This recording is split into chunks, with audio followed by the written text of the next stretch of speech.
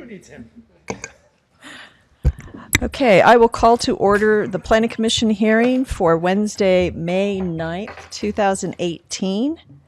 We have two items on the agenda tonight. One is for municipal council to ultimately make a decision, and that has an asterisk. It is. Yeah. The lights on. But nobody saw. Hello, hello, hello. Mine's on. Hello, hello. Yeah, they're all on. Well, but it's the vast TV audience that we're worried about hearing us. Is it not? Nobody's is on. Can it? Do you want me to continue? What's that? Pass it on. I don't know. Do you want me to continue? Okay. Anyway, and non-starred items are administrative, and the Planning Commission will make a decision to approve, disapprove, or continue. We'll start off with a prayer by Mr. Smith and the Pledge of Allegiance by Mr. Anderson. Okay. Our Father in heaven, we come before you this day. We, first of all, give you thanks for all the great things that we have in life that we recognize that are from thee. We're thankful for this wonderful city, for the great people that serve in it. We're thankful for the citizens, and we ask a blessing upon them and all those that serve. We ask that we might be civil in discourse tonight and come out with the best decisions possible to make Provo a better place. And we thank thee for looking out over Provo, and we say these things in the name of Jesus Christ. Amen. Amen. Please rise and repeat the pledge with me. I pledge allegiance to the flag of the United States of America and to the republic for which it stands, one nation, under God, indivisible, with liberty and justice for all.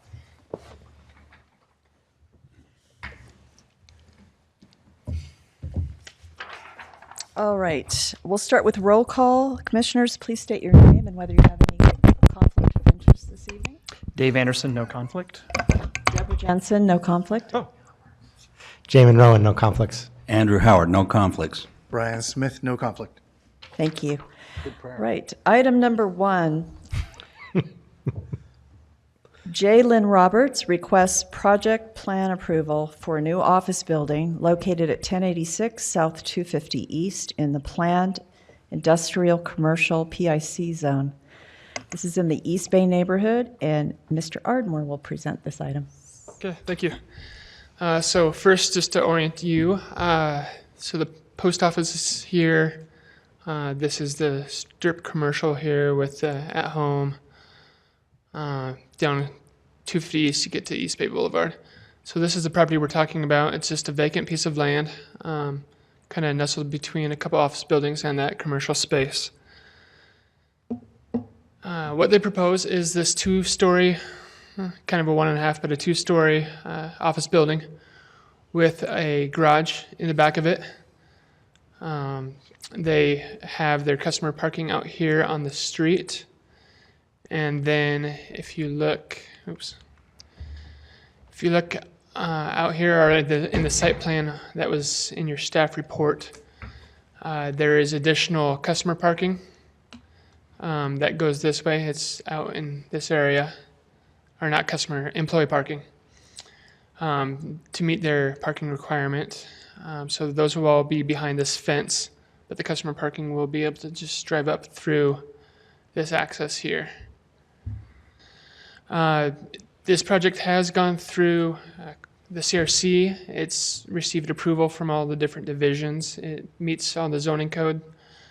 It's actually in final signatures right now as it prepares to get this decision on its way towards a building permit. Staff recommends approval since it meets all the regulations of the zone and the zoning. It's a permitted use. But I'll take any questions that you have. Any questions? I'm prepared to make a motion. Jamie's got a hot day. Is the petitioner here this evening? Raise to a second, probably. Yeah, quickly, jump on it. Is the petitioner here this evening to present? No. Okay. It looks like a nice project. I mean, I don't know, as they go, that's not too bad. And if it wasn't, it's hidden, right? So, but it does look good. So no questions for staff? Petitioners not here to present, or? There's no neighbors here, no neighborhood chairs. So I'll turn it back to the commissioners for a motion, or I'd like to make a motion. I move that we approve Jalen Roberts' request for project plan approval for a new office building located at 1086 South, 250 East in the planned industrial commercial zone in the East Bay neighborhood, and that upon that approval is based upon the following conditions being met: that plans are completed and approved through the coordinator review committee prior to building. do we have a second? I second the motion. Seconded by Mr. Anderson. All those in favor of approval of the site plan? Aye. Aye. Any opposed? All right. We have unanimously approved item 1. That's a record. Item 2, the Community Development Department requests a code amendment to Chapter 14.20 SC3 zone to establish an open space requirement for the residential portion of mixed-use developments within this zone. This has citywide impact, and Mr. Corey will present this item. Thank you. The request that's in front of you right now, staff, I'll just begin by saying we're asking that you continue the item. We wanted to make sure that we took the opportunity to bring this in front of the Planning Commission as we began the thought process. So you may recall not too long ago there was an ordinance amendment request by an applicant. They've retitled the Plumtree Shopping Center to be The Mix. At that time, they were requesting an ordinance amendment to add residential uses as an allowable use in the SC3 zone, which is our regional shopping center zone. When they made that request, what's in front of you, the paragraph 7 was added as part of that, which allowed the residential uses, but it placed some caveats on that. And one of the very specific ones that staff made sure was in there was this reference to section 14.34.287. That's residential design standards that apply to many of our multifamily zones. Things about where the building is in proximity to the street, some materials guidelines, things like that. At the time, we knew that was only addressing the immediate project, and that was the applicant's request. So we fully intended that staff would be looking at that, and as more information became available, we wanted to make sure that we addressed other issues that we saw. So that's what's in front of you now. One of the things that code section and the reference to the residential design guidelines doesn't do is it doesn't address amenity space requirements, which we also have in many of our multifamily zones. And so what's in front of you right now, staff just took and added paragraph A and B solely as a starting point for discussion. That is verbatim what is in the MDR zone for an amenity space requirement. As part of that, we, in the staff report, you'll notice there were 3 specific questions that we would like the Planning Commission to have a discussion on and give us some feedback on, as well as any other feedback or questions that you may have in this particular situation. So with that, I'll open it up to any questions that you might have for us or what have you. Commissioners, any questions? Do you anticipate this coming back next meeting? No, we would ask that you continue it indefinitely. What this does is it makes the item pending legislation. We are receiving some pressure on the SC3 zones and feedback that there may be some additional projects coming through. We wanted to make sure that we address this issue up front before we're trying to play catch up in that regard, if that makes sense. Any idea when we might have it all together? So by making it pending legislation, it would have to occur within 6 months. Okay, within 6 As staff, we're certainly hoping to address it much quicker than that. Oh, thank you. Mr. Rowan? So I looked at these questions, And to be honest, I mean, I just have no idea of how to answer these questions. I mean, that is to say, my experience or my understanding or knowledge of amenity space in regional shopping centers, I just have no clue. You know, what's appropriate. What kind of research have you done, or what have you looked at to begin seeing what other people have done?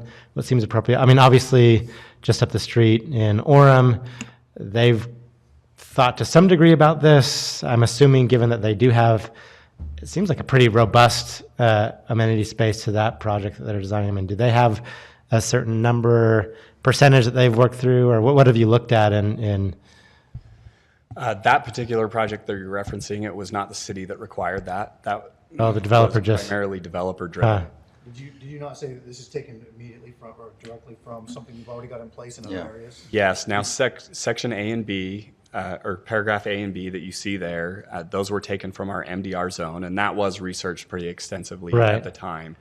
The question that we're debating what does now it mean as when it's staff in is a shopping center? in the middle of a shopping center. Yeah, what changes? How does that change? And I want to point out as well, question 3. So they kind of all interrelate.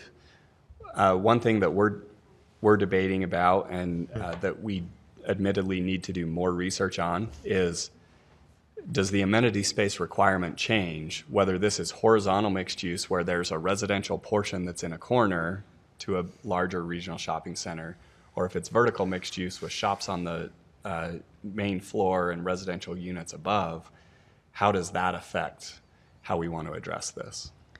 I have just a couple of comments on A and B as they're written. You're listing, first of all, 10%. I think there's some wiggle room for considering other percentages based on maybe those criteria in number 3, whether it's Right, horizontal or vertical. right.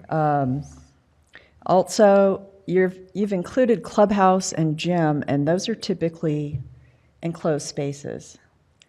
And that brings up another question that you're calling it open space, which is very nebulous.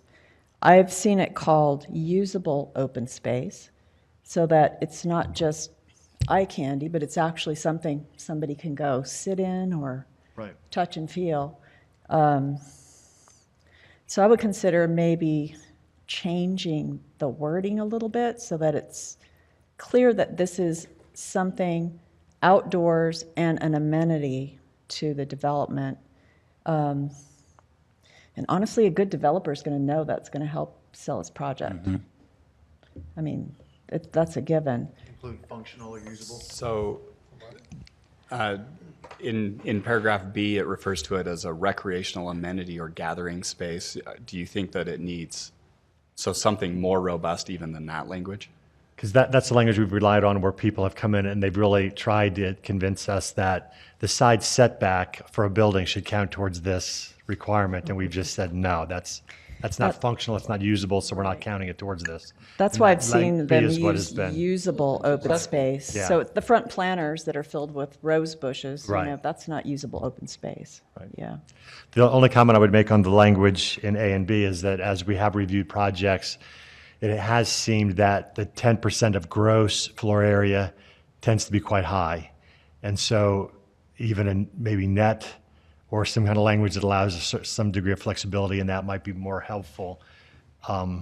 Yeah, net may be a Right. better figure to use. That would more kind of jive with the actual residential space. See, and I'm used to gross project area, which may, Which is the LDR zone. when you're The talking LDR zone multiple is based on gross floors, acreage. I guess maybe that 10% could be higher. But You start stacking the units, that's right, and it's Does gross add floor up. area, it adds Yeah. up really fast. gotcha. But, you can include if they put the outdoor pool and garden and patio on the roof, if it's a high-rise or a mid-rise. There are lots of ways to count it. I've also seen some jurisdictions count an exterior balcony towards the outdoor usable space or the usable open space, The individual balconies, you mean? individual balconies. What do you think about that? Is that a good way to do it? Could be important space. I think it's fine to do, yeah. this is something I really hadn't given much thought to, but my initial reaction to the question of, does it matter the same, with vertically integrated mixed use or the horizontal kind of a project? And I think there is. Inherently, we're talking about things that are there to meet some lifestyle need of residents. So I don't know if the need's exactly the same, but certainly there's, Well, horizontal mixed use may be a much more suburban model, where a vertical mixed use might be much more urban model. And so to me, intuitively, it seems like they should be treated differently. But we just barely started having this discussion and thought we should throw it out to you really early on. And I think some of our question on that is not so much whether amenity space is important, but how it's treated might be different. So we might require something different in a vertical mixed use situation. I mean, my gut reaction would say we would probably want to push more for an outdoor type recreational space in a vertical situation, whereas in a horizontal situation, an indoor clubhouse or something like that might be completely sufficient. Does that make sense? in Help my clarify mind, maybe in some of either what- situation, both are probably important, indoor and outdoor, in a location like, Yeah, and then the other question is, How do what you- about distance and proximity to that? Because in a regional shopping center situation, you might have 20, 30 acres right. of property, and where is that in proximity to the residential? And maybe, some things like this I know are hard to build into code language, but site-specific considerations. So for me, the Riverwoods is one maybe project that is in some way similar to what we're talking about here. And where, for example, you've got townhomes right up against a river with a big trail. Bike Just trail, again, to the need concept, then is the need the same for space on site? And how do you Yeah, that project provide some actually has allowances? that project actually has a trail in the back and in the front, right? That's There's a river right, trail in the yeah, back. right. Yeah, I don't know if we put all the specifics into the code, or if we call it out at a high level and then go by project for specifics. Because you can say that the mall itself is like an indoor track. My father-in-law would agree with that. It's true. Get my New Balance on and go walking.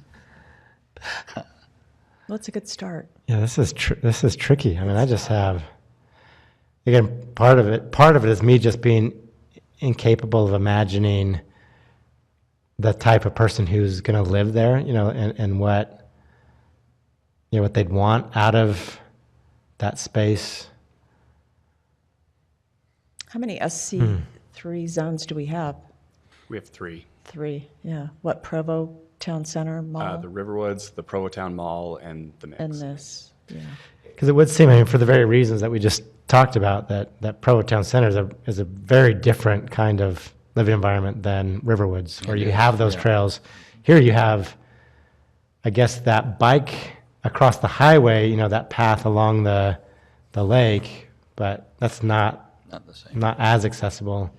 And it strikes me as, just a very different kind of place. And just so that you're aware, most of the commercial development across University Avenue from the mall is zoned PIC.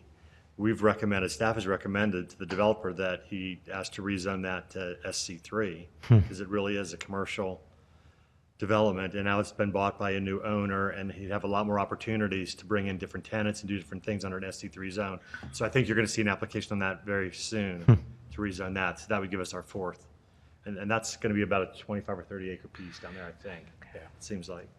And this is all being driven by different economic changes in retail and living, and I mean, it's a trend.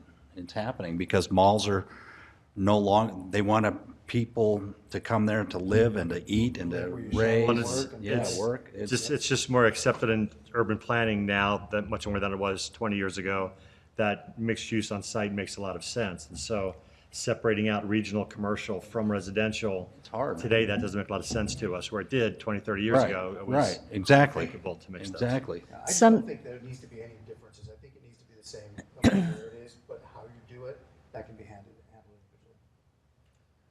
Some municipalities are also using the concept of usable outdoor space or open space in their sustainability approach. So, in other words, those are considered to be permeable surfaces.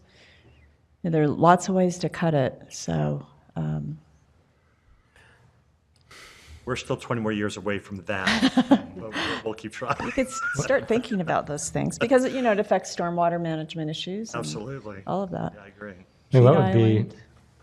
yeah, what would be great with this particular SC3 zone is, and I haven't seen the plans for, or even the concept plans for what the developer's imagining doing, but there does seem to be, on that northwest side of that property is a real kind of dead zone. If there's a way, and I don't, Up against the bridge. kind of up again, as you take the back way in to that mall, is it on Freedom That little S turn that you get in there? Yeah, you kind of, back to Cottonwood or, yeah, the Provo Town Center Mall. Yeah. I'm with you. If there's a way, I don't know if there's a way to use the open space to bridge that dead zone between the neighborhood that abuts that enormous parking lot. I mean, it's almost as if there's a moat around that thing with that. Well, not just the parking, but then the street that kind of circles the whole thing. I would love to see that change. Whether or not we can use this as a way to do that is, That should be a pad site actually for a restaurant or something, that whole. yeah. I think we need to demo it and put a gridded street system in and Transports. build it out. Corey's tried that. I'm sure Austin's tried that. We have, when the mix initially came in, Jamin, to your point, even though it's not a code, we do focus quite heavily on trying to make those kinds of recommendations to Yeah. really makes the site make sense. But when it comes down to it, as staff, we can only push so much before, if it's not in code, we can't require it to happen. But as staff, we definitely look at those kind of Right. opportunities and we make those suggestions. By the way, that huge sign right there lights up my house at night really, really well, so it's awesome. Which side is this? So appreciate On that. the freeway? I don't have to turn my lights on at night. What are you talking about? Oh, I know what you're talking about, okay. Were you here for that meeting? Yeah, I don't know what I was approving. That happens. If you've flown in, you can see two signs now, like flying into Salt Lake. You can see the University Mall one, of course, from Oh, yeah. really far away, but you can see that one too. Yeah, well, unintended Got to get something for the consequences. space shuttle to orient itself, so. Yeah, right? Well, Sorry, Brian. I'll make a motion if, and we can continue discussion after, but just to get us going. I'll make a motion, unless do we want to throw this out to anybody else that's, No one's here. the There crickets? is no one here to I'll discuss. just let you go through that process. Okay, good. I'll make a motion that we continue item 2. I'll second. Okay, motion by Mr. Smith, second by Mr. Howard. All those in favor of continuing item 2? Hi. Aye. Any opposed? All right, we will continue item 2. I do have one question, and does putting this in place do anything to the developers of the mix? I mean, it's not pulling a fast one on them by any chance, Yeah, by any stretch. It's just something that we didn't look at the first time. They were not going to come in and see that we've done this and be like, wow, we're not putting any residential there now or anything. Well, they have entitlements currently on what they have approved. If they go to change anything, then yes, it would affect them. But as it stands, this will fit within what they had planned to do with residential there in the mix. Originally, yes. Yeah, okay. I move that we adjourn. So as you think about this, if you have any questions like the ones you asked Jamin, email them over to me or Ralston. Any questions that would require to do some research? What does this project have? What are they doing over there? Okay, Just ask us and we'll try to dig up that information for you. great. Second. Super. Okay. We're adjourned. What is happening to the